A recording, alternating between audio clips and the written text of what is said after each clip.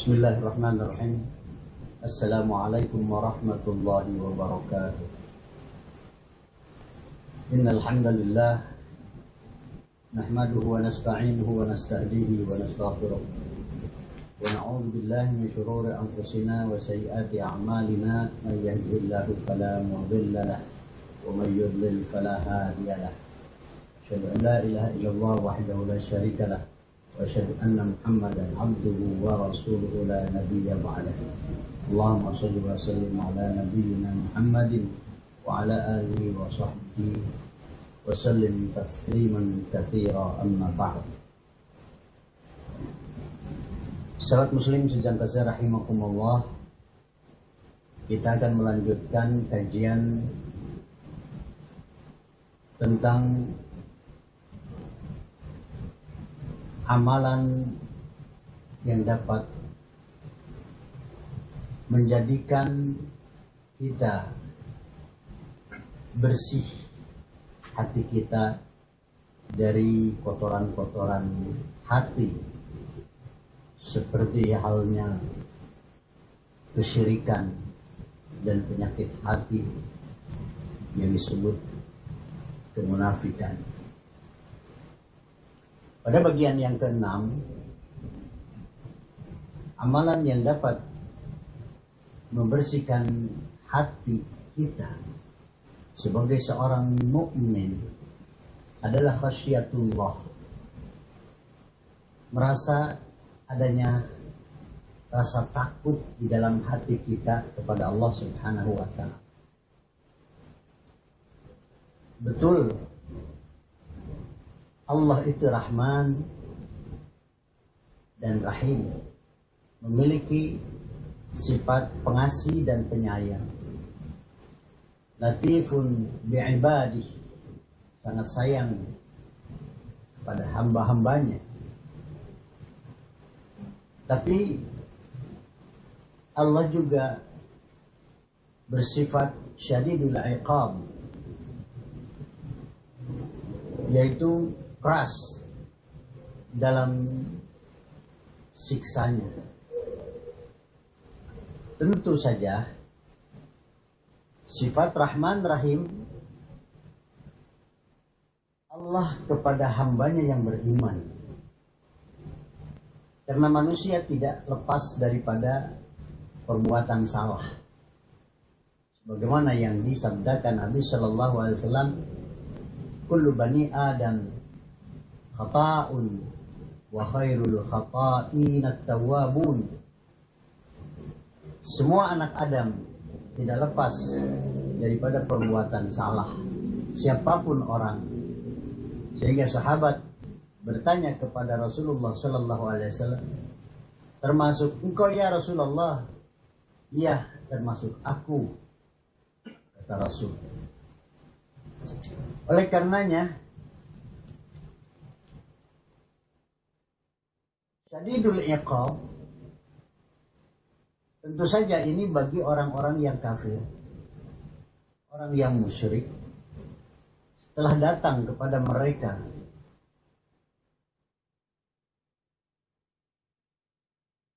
para pengingat, lalu pada zaman terdahulu, yaitu telah datang kepada mereka utusan-utusan Allah, para rasul, untuk mengingatkan mereka. Maka sebagian daripada mereka dengan peringatan daripada para rasul itu banyak yang beriman, mengakui sadar atas segala kekeliruan dan kesalahannya yang dilakukan oleh para pendahulu-pendahulu mereka, seperti halnya kaum-kaum Nabi Nuh alaihissalam, sehingga mereka menjadi umat Nabi Nuh. Mereka beriman. Pada zaman Nabi Ibrahim, Namrud, banyak orang yang beriman dan menjadi kaum Nabi Ibrahim. Pada zaman Nabi Musa alaihissalam, Bani Israel, banyak juga yang mengikuti apa yang telah diserukan oleh Nabi Musa alaihissalam. Begitu juga pada zaman Abu Jahal, banyak yang mengikuti apa yang diserukan dan diingatkan oleh baginda Nabi Shallallahu Alaihi Wasallam. Nah, bagi orang-orang yang pada zaman Nabi Nuh tidak beriman kepada Nabi Nuh, yang tidak beriman kepada Nabi Ibrahim, yang tidak beriman kepada Nabi Musa dan ajarannya, yang tidak beriman kepada Nabi Muhammad pada zaman Abu Jahal, bahkan menentang, bahkan memusuhi, mencekal dan mengajak perang, mengancam keselamatan para rasul, maka tentu orang yang sudah didatangkan kepada mereka peringatan tapi tetap menjadi pembangkang, bahkan tidak hanya sekedar pembangkang, mengancam keselamatan para rasul, maka syadidul iqab berlaku kepada orang yang menentang dan kafir seperti itu. Maka khasyatullah, takut kepada Allah, ini adalah upaya-upaya untuk menjadikan hati kita bersih.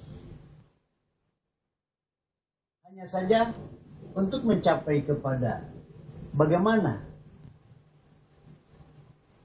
munculnya rasa takut kepada Allah, tentu ini tidak bisa hanya begitu saja. Kita harus berupaya mengenal Allah lebih jauh.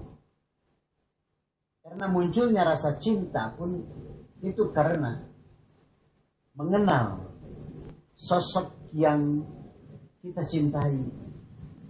Maka apabila pengetahuan kita terhadap sesuatu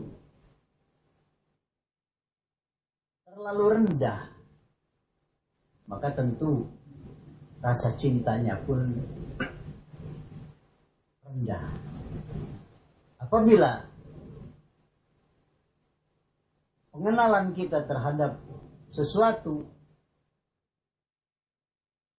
lebih mendalam, apalagi mencapai kesempurnaan dari mulai A sampai Z, maka kecintaan kita pun akan lebih mendalam dan lebih sempurna.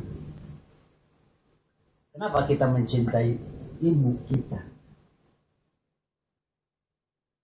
Hanya sedikit orang yang durhaka kepada orang tua, tetapi kebanyakan kita mencintai walaupun kadang durhaka kepada seorang ibu ataupun ayah. Ketika kita mempunyai seorang ibu ataupun ayah didolimi orang lain, disakiti oleh orang lain, dipukul oleh orang lain, tentu kita akan marah dan selalu membelanya. Kenapa?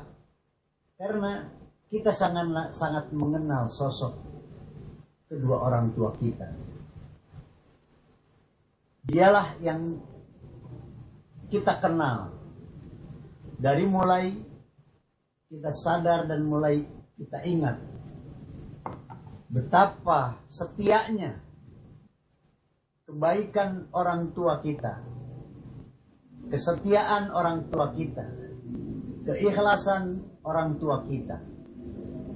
Dari mulai seorang ibu mengandung kita sampai melahirkan dengan pilihan hidup atau mati. Tidak hanya sampai di situ, perjuangan seorang ibu membesarkan kita. Bagaimana kita dijaganya ketika tidur, bagaimana kita diperhatikan tentang perut kita, makannya ketika masa kecil, tidak lepas dari gendongan seorang ibu. Sampai kita sudah menjadi besar, sudah menjadi dewasa, disekolahkan, diantar ke sekolah.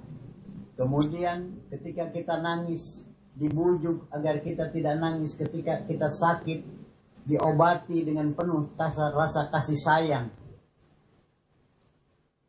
Sampai-sampai kita dinikahkan dengan modal yang bukan sedikit, agar kita ada kebahagiaan. Setelahnya tidak hanya cukup sampai di situ. Setelah menikahkan kita, kemudian kita juga diberikan modal untuk kehidupan masa depan, agar kita dengan istri kita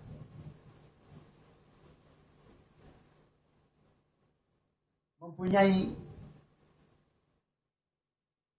masa depan dan berharap kita bahagia dengan istri dan anak. Maka dengan begitu sempurna pengetahuan kita terhadap kedua orang tua, maka ketika kedua orang tua ada yang menzalimi, ada yang mengkhianati, ada yang menyakiti, maka tentu besarnya pengetahuan kita tentang kesetiaan seorang ibu, maka kita akan bisa diukur kesetiaan kita kepada mereka. Maka pantaslah kita setiap sholat mendoakan mereka, Allahumma gfirli wa liwalidayya warhamhuma kama rabbayani shaghira. Ya Allah, semoga Engkau mengampuni mereka dan menyayangi mereka seperti halnya mereka menyayangi kami pada masa kecil kami. Kesetiaan ini tidak mudah. Begitu juga kita lebih banyak mengenal Allah. Siapa Allah yang kita yakini keberadaannya? Oh, Dia adalah Maha Rahman, Maha Rahim. Ternyata kasih sayang seorang ibu itu hanya setetes daripada kasih sayang Allah yang dititipkan kepada ibu. Sehingga dengan satu tetes, satu titik kasih sayang ibu, seorang ibu tidak rela ketika anaknya digigit nyamuk, dilukai oleh anak tetangganya. Tidak rela ketika anak menangis karena lapar dan lain sebagainya. Itu baru setitik kasih sayang Allah. Kemudian Allah menitipkan kasih sayang kepada seorang bapak, kepada seorang saudara, tetangga, dan lain sebagainya. Itu gambaran bagaimana kalau samudra kesayangan Allah ini dititipkan kepada manusia. Tentu saja itu tidak sebanding kasih sayang Allah kepada hambanya. Allah telah memberikan kasih sayang kepada kita agar kita selamat daripada azabnya api neraka. Maka kita diturunkan, diberi orang yang ditugaskan untuk mengingatkan kita, seorang Rasul, untuk mengingatkan kita agar kita selamat dunia dan selamat akhirat. Maka sengaja Allah mengutus para Rasul dengan membawa bimbingan kitab. Allah memberikan kitab kepada Nabi Nuh, Allah memberikan kitab kepada Nabi Ibrahim, Allah memberikan kitab kepada Nabi Musa, Allah memberikan kitab kepada Nabi Muhammad untuk membimbing, memberikan jalan ini adalah tariqun ilal jannah wa tariqun ilan nar. Ini jalan ke surga, ini jalan ke neraka. Ini adalah salah satu bukti kasih sayang Allah. Karena azab Allah itu pedih. Azab Allah itu sangat-sangat tidak akan bisa dibayangkan ketika Allah mengadab kaumnya yang sudah diperingatkan tetapi membangkang. Maka ini kasih sayang Allah, belum kasih sayang Allah yang lainnya. Allah adalah Maha Pengasih, kita tidak pernah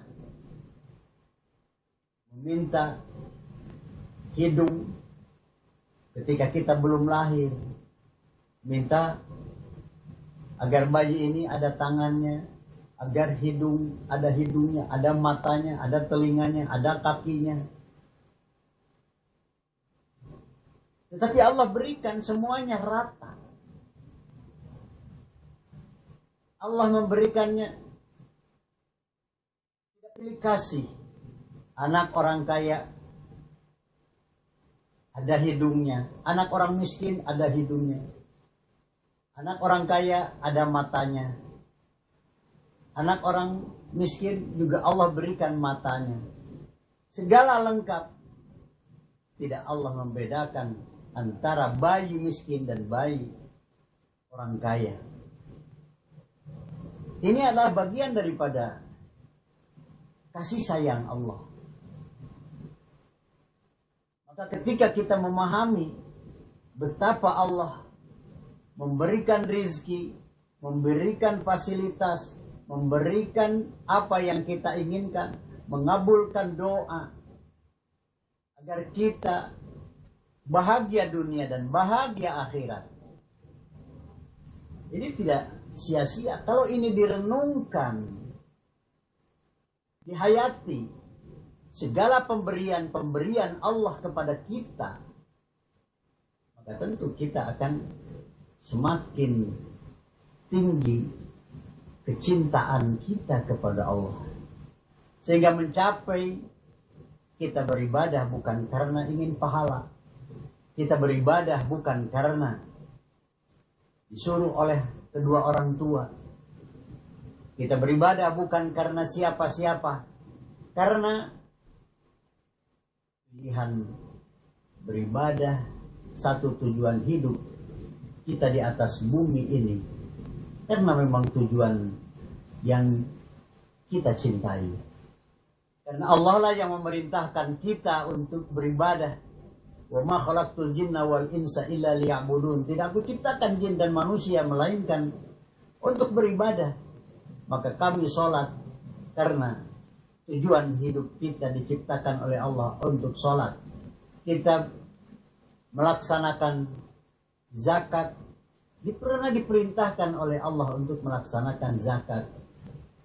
Karena kita diciptakan untuk melakukan segala apa yang telah Allah perintahkan. Maka kesadaran ini akan muncul ketika kecintaan kita kepada Allah disebabkan karena kita banyak tahu tentang kebaikan-kebaikan Allah kepada kita. Ketika sakit tidak ada satupun yang memberikan kesembuhan kepada kita. Apakah itu dokter, apakah itu kedua orang tua yang selalu mengurus kita dalam kesakitan. Tetap kita berobat ke sana kemari, diberikan obat dan lain sebagainya. Ketika Allah tidak menyembuhkan, maka ternyata tidak ada yang bisa menyembuhkan. Wa idza maridtu fahuwa yashfini. Maka ketika aku sakit, kata Ibrahim, maka dialah yang menyembuhkan aku. Ternyata yang memberi makan, yang memberi minum, yang kita bisa sehat, itu benar-benar diyakini bahwa yang memberikan semuanya itu adalah karena Rahman dan Rahimnya Allah. Kita makan, Allah berikan giginya, diberikan ada rasa, bisa membedakan antara manis, asin, pahit. Dari mana Allah bisa memasang, bisa membedakan apa yang kita makan. Ketika kita mencium dengan hidung, kita bisa merasakan apakah itu bau, apakah itu harum, pahang, dan lain sebagainya. Maka tentu itu hidung yang bisa membedakan itu karena Allah telah memberikan rasa di dalam hidung kita. Ini adalah Rahman Rahimnya Allah. Nah, maka dengan mengenal kebaikan-kebaikan Allah yang telah diberikan kepada kita, maka kita tidak akan mampu menghitung nikmat Allah yang telah diberikan kepada hambanya. Maka benar apa yang telah Allah Subhanahu wa ta'ala berikan kepada kita. Wa in ta'uddu ni'matallahi la tuhsuha. Kalau kita menghitung-hitung nikmat Allah yang telah diberikan kepada kita, maka kita tidak akan mampu. Dari mulai bangun tidur sampai kepada tidur kembali, nikmat Allah, nikmatnya menguap, nikmatnya kentut, nikmatnya buang air, nikmatnya BAB, nikmatnya apa makan, nikmatnya minum, nikmatnya tidur lagi. Itu semuanya nikmat yang Allah berikan agar kita bersyukur. Jadi semuanya itu adalah pemberian dari Allah sebagai bukti Rahman Rahimnya Allah.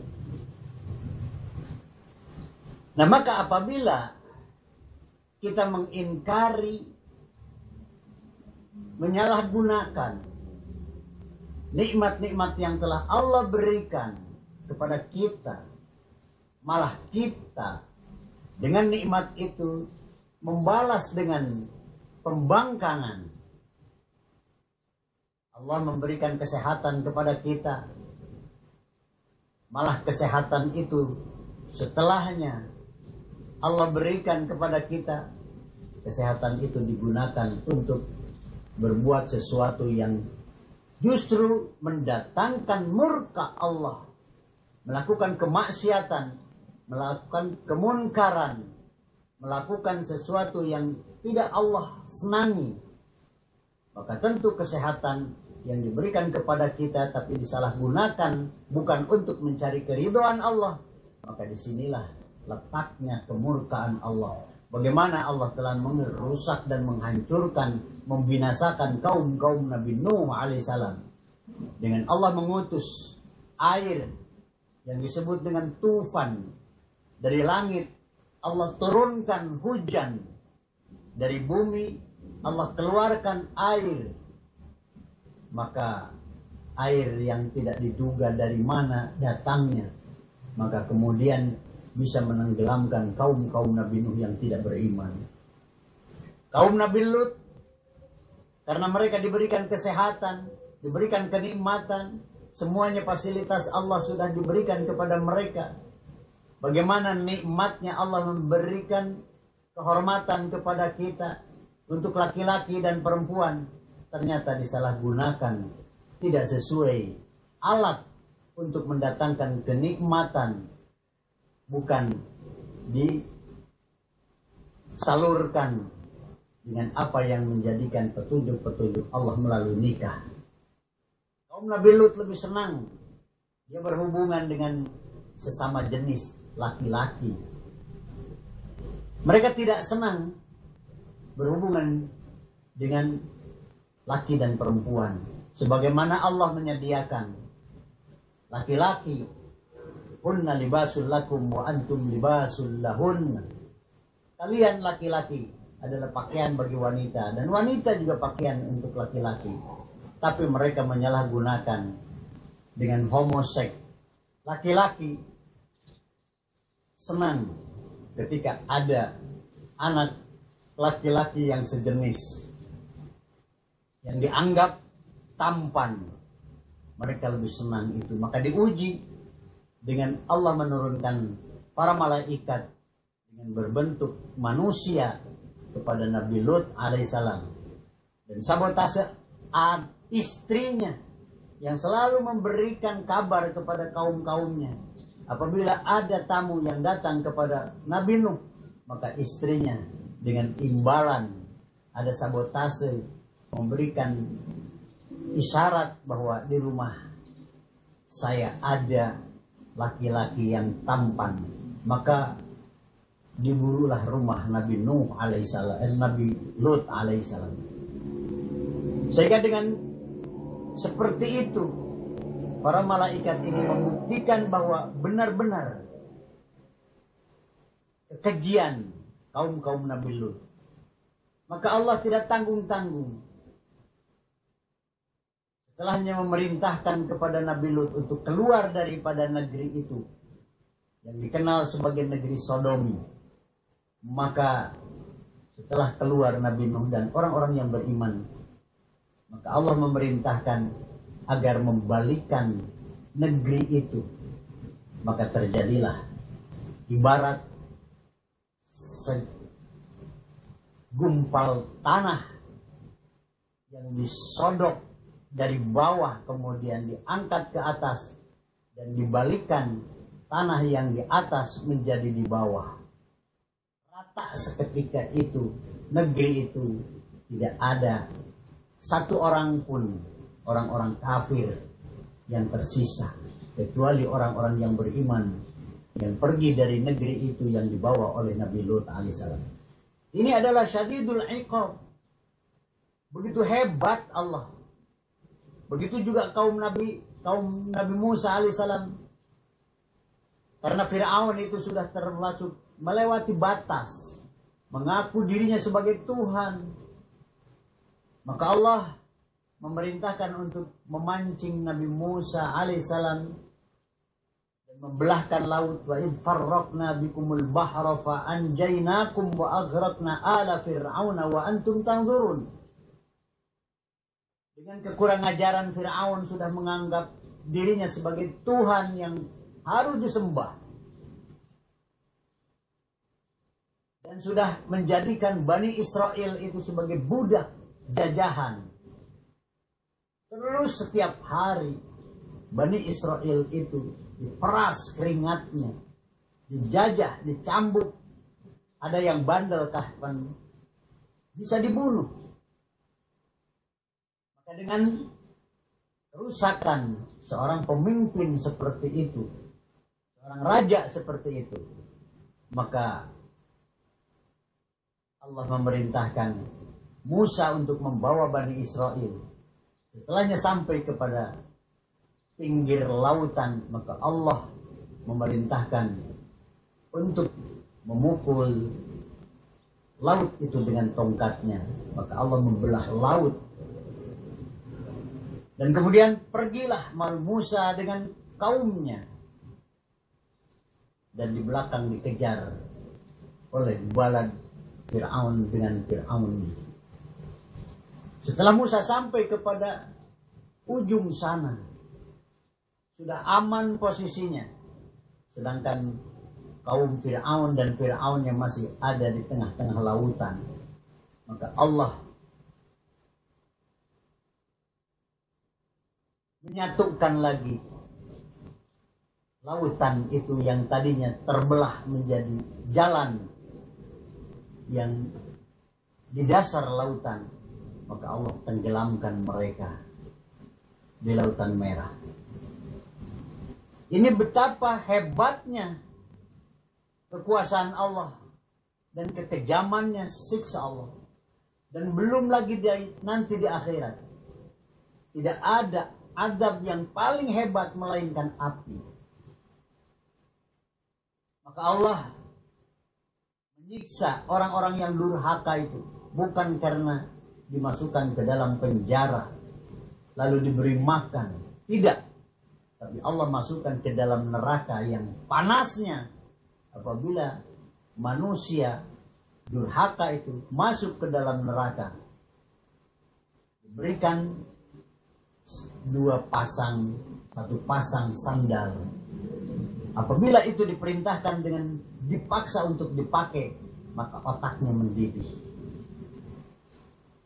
Kulit semuanya akan terbakar, meleleh dengan api itu. Apabila kulitnya sudah terbakar dengan tulangnya, maka Allah menjadikan kulit dan tulang itu seperti semula. Habis terbakar, diganti lagi kulit dan tulangnya seperti semula, terus seperti itu.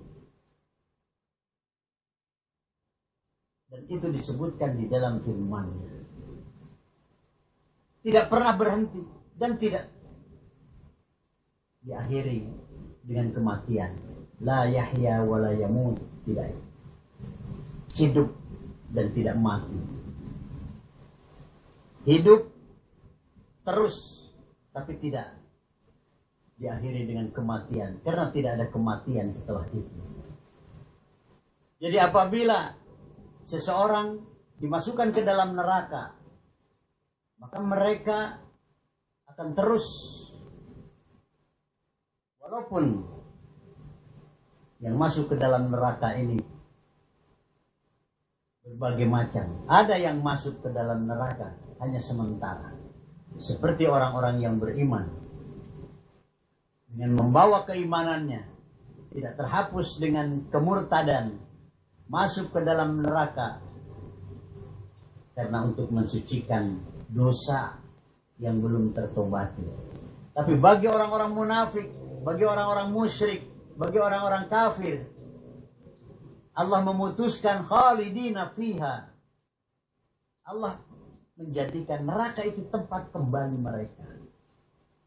Yang menentang Allah, yang menentang ajaran Rasulnya, yang mencaci maki Allah dan Rasulnya, yang menolak ajaran-ajaran firman-Nya, maka besar azab Allah kepada mereka.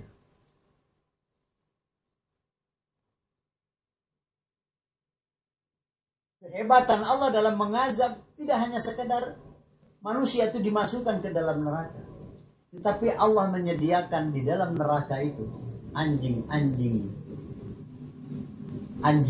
neraka, wal aqarib, kalajengking neraka, wal hayat, dan ular-ular neraka. Di dalam hadis ada yang disebut dengan Syuja'ul Aqra. Di dalam neraka ini ular yang berbisa, sangat besar. Ketika menggigit, maka 40 tahun tidak pernah hilang rasa sakitnya. Satu gigitan. Dan dia akan melilit dan selalu memberikan taubih bahwa bagi orang-orang yang durhaka akan terus tidak akan pernah berhenti. Belum lagi digigit dengan kalajengking, belum lagi dengan ular, belum lagi adab yang diperintahkan oleh Allah dengan anjing-anjing neraka. Dan Allah memberikan tempat-tempat, dari mulai tempat yang besar sampai dengan tempat yang terkecil. Ibarat kita dimasukkan ke satu rumah, dan di rumah itu ada kamar. Sudah dimasukkan ke satu bangunan di dalam neraka yang besar, dan di situ ada kamar-kamar. Kita dimasukkan ke dalam kamar. Di kamar juga ada tempat. Ibarat kita ini ada peti, dimasukkan lagi ke dalam peti. Di dalam peti itu ada yang tempat yang lebih kecil. Sudah di dalam neraka dimasukkan ke tempat yang paling kecil. Jadi kalau kita bebas dari tempat kecil itu, berarti kalau kita keluar dari tempat kecil itu, peti itu, tetap kita masih berada di kamar yang terbuat dari api. Artinya kita tidak bisa lolos daripada neraka yang Allah sediakan bagi orang-orang kafir. Dan ketinggian daripada api neraka disebutkan di dalam hadis. Saat Rasulullah sedang berkumpul dengan para sahabat, tiba-tiba ada suara yang menggelegar. Kagetlah para sahabat dan bertanya kepada Rasulullah, "Apa yang terjadi ini ya Rasulullah?" Rasulullah diberitahu oleh malaikat Jibril untuk menjawab pertanyaan para sahabat. Itu adalah suara di mana batu yang dijatuhkan dari pinggir neraka ketika bumi ini diciptakan, maka hari ini dia baru sampai, bertahun-tahun baru sampai ke dasarnya. Jadi begitu dalamnya neraka yang manusia itu tidak bisa keluar daripada neraka. Di dalam Al-Quran dikatakan, apabila ahli neraka ini ingin lolos, ingin keluar daripada neraka, berupaya ke pinggir, ingin lepas daripada neraka itu, maka kemudian Allah menugaskan para malaikat yang disebut dengan para malaikat Zabaniyah untuk melemparkan lagi ke tengah. Begitu hebat. Sudah badan meleleh, kulit hangus. Kemudian Allah ganti dengan kulit yang baru. Maka semuanya itu tidak akan pernah berhenti dan terus menerus. Ini bagi orang-orang yang kafir. Maka disitulah kita harus paham, harus mengenal begitu kekejaman Allah dalam mengazab orang-orang kafir. Maka dari situlah dengan ilmu tentang Allah dan kehebatannya, ini akan mendatangkan khasyatullah. Maka pepatah mengatakan, tak kenal maka tak sayang. Ketika kita tidak banyak mengenal siapa Allah yang sesungguhnya, maka kita tidak akan merasa cinta kepada Allah, tidak akan cinta kepada Rasulnya, tidak akan cinta kepada Allah, dan tidak akan cinta kepada ajarannya. Tidak akan setia. Ketika tidak ada cinta, tidak ada kesetiaan. Begitu juga ketika kita mengenal kehebatan, keganasan, keseraman. Bagaimana Allah ketika mengazab orang-orang yang sebagaimana di dalam hadis dijelaskan, ketika Rasulullah SAW diisrakan dan dimi'rajkan, banyak orang-orang yang ternyata di dalam neraka dia mengelurkan lidahnya dan selalu menggunting lidahnya terus. Ketika putus sudah habis, Allah sempurnakan lagi lidahnya yang panjang, digunting lagi. Terus tidak pernah berhenti menggunting lidahnya sendiri. Habis lagi lidahnya, digunting lagi. Terus kerjanya seperti itu. Maka itulah azab bagi orang-orang yang selalu menggibah, menceritakan aib saudaranya. Ada yang perutnya besar dan di dalamnya penuh dengan ular yang berbisa, yang dibuat oleh Allah dari api neraka. Dan itulah orang-orang yang selalu hidupnya makan riba. Dan Allah menggantung wanita yang rambutnya diikat dan kemudian digantung dan dibakar. Azab bagi orang yang selalu membukakan aurat, yang menampakkan rambutnya kelihatan oleh laki-laki yang bukan muhrim. Dan ketika itu Allah juga memperlihatkan kepada baginda Nabi Shallallahu Alaihi Wasallam orang-orang yang diazab begitu hebat, yang ditusuk farjinya sampai kepada embun-embunannya, dipanggang seperti sate. Dan kemudian besinya yang cukup panas dan disimpan di atas neraka. Bagaimana ibarat sate. Ini adalah bagi para penjinah yang selalu berhubungan badan tanpa nikah. Itu begitu contoh di dalam Isra Mi'raj. Dan Nabi Shallallahu Alaihi Wasallam sudah menjelaskan dari beberapa hadis-hadis yang sahih. Walaupun kita belum mengalami hari akhirat, tetapi gambaran hari akhirat yang akan terjadi sudah digambarkan pada waktu Isra dan Mi'raj. Agar apa? Agar kita tahu bahwa begitu azab Allah syadidul iqab yang tidak bisa disamakan dengan azabnya manusia. Masitah, tukang sisir putrinya Fir'aun, karena tidak mengakui ketuhanan Fir'aun sebagai majikannya, maka Masitah diperintahkan untuk digoreng. Fir'aun menyediakan minyak yang sampai mendidih, maka Masitah itu diperintahkan untuk loncat ke tempat yang minyaknya mendidih.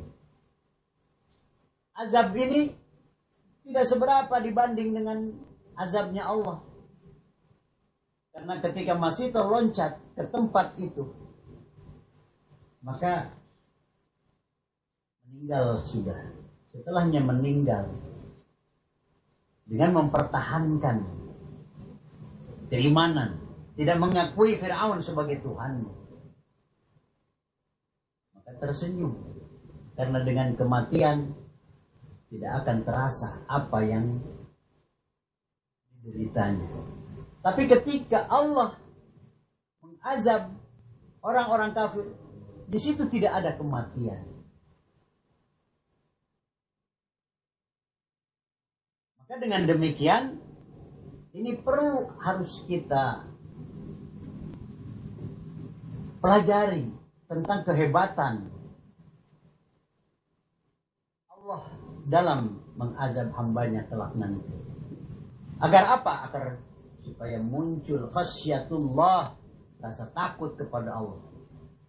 Maka kita dalam melaksanakan ibadah, selain daripada tujuannya untuk mencari keridhaan Allah, karena berharap ampunan Allah, mengharap keridhaan Allah, berharap surganya Allah, juga harus berbanding. Kita takut dengan azabnya Allah, berharap kita diselamatkan daripada azab neraka yang begitu hebat dan dahsyat. Maka harus kita selalu berdoa, Rabbana atina fid dunya hasanah wa fil akhirati hasanah wa qina adzabannar. Ya Allah, berikan kepada kami kebahagiaan di dunia, kebahagiaan nikmatnya, fasilitas yang telah Engkau berikan dengan nikmatnya beribadah, nikmatnya bertemu ketika sholat, sehingga sholat itu bagaikan pertemuan kita dengan penciptanya, yaitu Allah. Seperti yang digambarkan oleh Nabi, bahwa sholat itu adalah qurrata aini, menjadi pendingin mata. Kesulitan, kesusahan, ketika dengan sholat bisa hilang rasa kesulitan, lepas rindu kepada Allah. Maka orang yang beriman selalu berharap kapan waktu sholat, karena merasa ingin bertemu dengan Rabb-nya. Orang yang sedang sholat sama dengan orang itu sedang bermunajat kepada Rabb-nya, berbisik-bisik dengan Rabb-nya. Maka tidak boleh ada yang melewati di depan orang sholat, karena seorang hamba yang sedang berbisik, yunaji Rabbahu, sedang berbisik-bisik dengan Rabb-nya. Orang beriman selalu menunggu yang ditunggu-tunggu itu kapan waktu sholat, kapan waktu sholat, kapan waktu sholat. Rasanya kangen. Habis sholat duhur, kapan waktu duhur. Yang selalu ditunggu adalah waktu sholat. Karena dengan sholat itu berarti ketemu dengan zat yang dicintainya. Nah, ini untuk mencapai seperti ini, tanpa kita berupaya untuk mengenal Asmaul Husna, nama-nama Allah dan sifat-sifat Allah, maka mari kita nanti insya Allah ke depan bahasan kita tentang Asmaul Husna. Ar-Rahman, Ar-Rahim, Al-Quddus, As-Salam, Al-Mu'min, Al-Muhaimin, Al-Aziz, Al-Jabbar, Al-Mutakabbir. Ini adalah sosok Allah, Asmaul Husna. Begitu mengenal ini dengan mengkaji makna dan kehebatan, kecintaan Allah kepada hambanya dan kekejaman Allah, ini akan mendatangkan khasyatullah, cintaan kepada Allah dan merasa takut kepada Allah. Maka dengan demikian ayat-ayat banyak di dalam surat, diantaranya surat Al-Ma'idah ayat 44, fala takhshawnan nas wakhshawni, maka janganlah engkau takut kepada manusia. Ancaman manusia sehebat apapun seperti halnya Fir'aun, mereka tidak akan sehebat azab Allah yang disediakan bagi orang-orang kafir. Maka jadilah orang yang tunduk taat dan selalu menjadi hamba Allah yang taat atas segala perintahnya. Wala takhshawnan nas wakhshawni, takutlah kalian kepada aku, kata Allah. Nah, maka untuk takut kepada Allah tidak bisa kita tanpa mengenal Allah lebih jauh. Di dalam ayat yang lain, surat Al-Ahzab ayat 39, Allah berfirman, alladzina yuballighuna risalatillah wa yakhshawnahu wa la yakhshawna ahadan illallah. Orang-orang yang menyampaikan risalah Allah, mereka tidak takut dengan Allah dan tidak takut oleh siapapun, melainkan hanya takut hanya dengan Allah. Kenapa para nabi dan para rasul menyampaikan amanah Allah dengan lantang, tidak mau dibujuk, tidak mau disogok? Karena kecintaan manusia bisa saja menyesatkan, pemberian manusia bisa saja menyesatkan. Mereka lebih takut dari ancaman Allah, karena para rasul ditugaskan untuk menyampaikan basyiran wa nadhira, kabar gembira dan peringatan. Ketika berkhianat mereka kepada Allah, maka Allah akan mendatangkan azab kepada mereka, para rasul. Tapi ketika mereka, karena mereka sangat taat kepada Allah, maka mereka tidak berani untuk mengkhianati Allah sebagai zat yang memerintahkan untuk menyampaikan risalahnya. Maka lihat para nabi dan para rasul, tidak ada yang berkhianat kepada Allah. Kenapa? Karena diawali dengan ilmu tentang ketuhanan.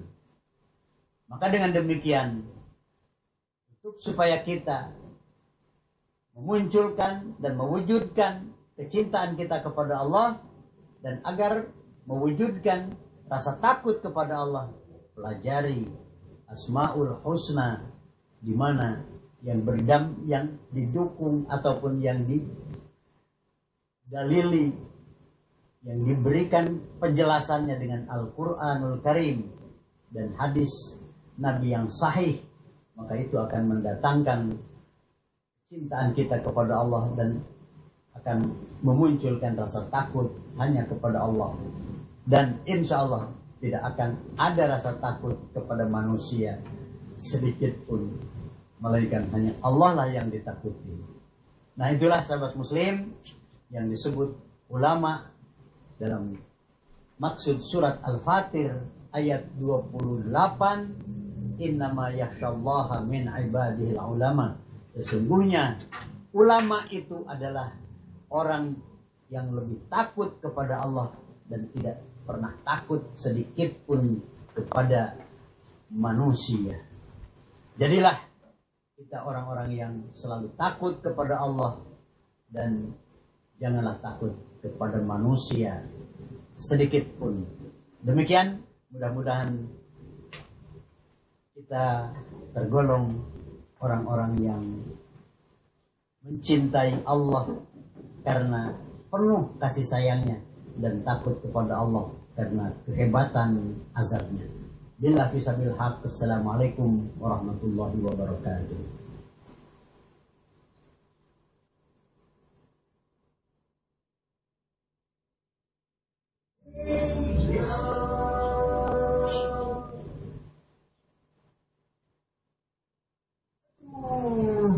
Kenapa bro?